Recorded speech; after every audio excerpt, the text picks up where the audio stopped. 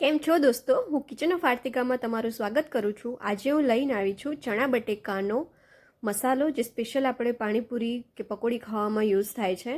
અને આ ચણા બટેકાનો મસાલો એકદમ ઇઝી છે, સરળ રીતે છે અને તમે ઘરે ખૂબ જ ઓછી સામગ્રીથી તમે બનાવી શકો છો.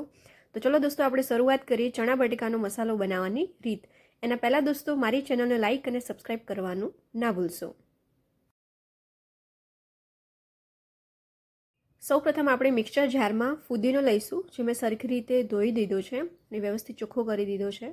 ફુદીનો જેટલો છે એનો અડધો આપણે કોથમીર લઈશું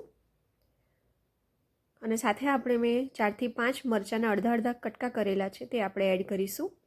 આ મરચાં મીડિયમ છે, બહુ તીખા બી નથી અને બહુ મોરા પણ નથી. અડધી ચમચી આપણે મીઠું એડ કરીશું અને આપણે 1 ચમચી જેટલો આપણે લીંબુનો રસ એડ કરીશું.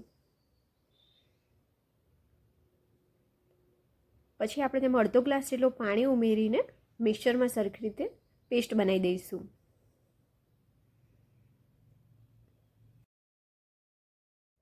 ફુદીનાની પેસ્ટ એટલે કે ચટણી તૈયાર થઈ ગઈ છે. તમે જોઈ શકો છો એકદમ પરફેક્ટ, એની ખુશ્બુ તો ખૂબ જ સરસ આવી રહી છે ફુદીનાની, અને ચટણી એકદમ પરફેક્ટ રીતે રેડી થઈ ગઈ છે.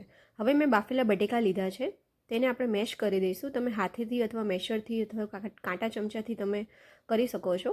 આ રીતે પરફેક્ટ કરી દેવાના.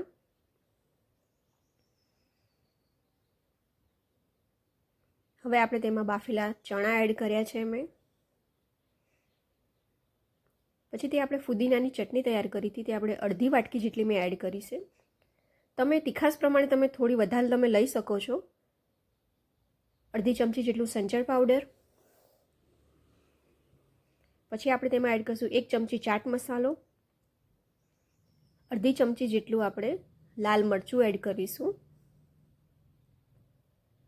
અને થોડોક અડધી ચમચી જેટલો આપણે લીંબુનો રસ એડ કરીશું. મેં આમાં આંબલીની ચટણી એડ કરી છે 2 ચમચી. અગર જો તમારા ઘરે અવેલેબલ ના હોય તો તમે આ ના નાખો તો પણ ચાલશે.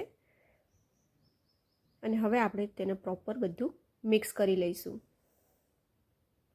દોસ્તો, આમાં તમારા તીખાસ પ્રમાણે તમે ફુદીનાની ચટણી વધારે એડ કરવી તો કરી શકો છો. સંચળ પાવડર તમે એડ કરી શકો છો તમારા સ્વાદ અનુસાર.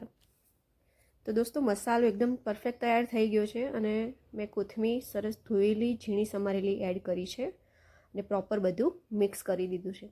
તો દોસ્તો, પરફેક્ટ એકદમ ઘરની ઓછામાં ઓછી સામગ્રીથી ચણા બટેકાનો મસાલો રેડી થઈ ગયો છે. તમે જોઈ શકો છો ખૂબ જ સરળ રીત હતી અને બનાવવામાં પણ ખૂબ જ ઇઝી છે.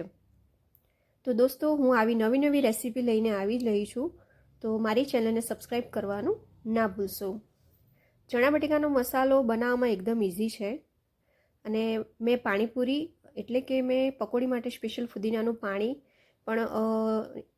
પાણીનો વિડીયો પણ મેં બનાવેલો છે, તો એ પણ તમે મારી યુટ્યુબ ચેનલમાં તમે જોઈ શકો છો. અને આખો ચણા બટેકા અને પાણીનો વિડીયો પણ મેં બનાવેલો છે, એ પણ તમે જોઈ શકો છો. તો દોસ્તો, મારી ચેનલને સબસ્ક્રાઈબ કરવાનું ના ભૂલશો. હું નવી રેસીપી લઈને આવી રહી છું. Thank you so much.